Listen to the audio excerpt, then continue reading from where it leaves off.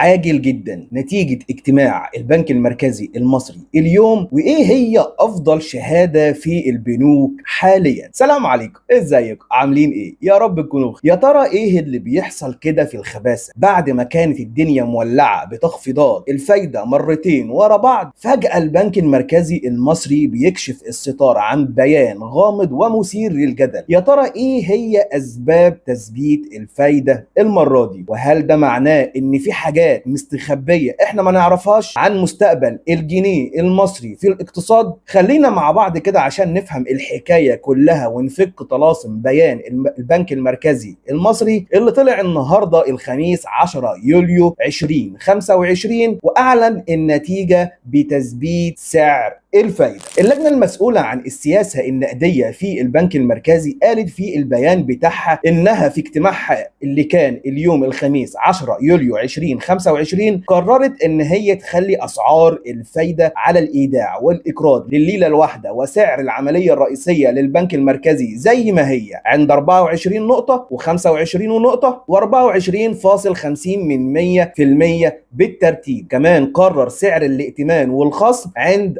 24.50%.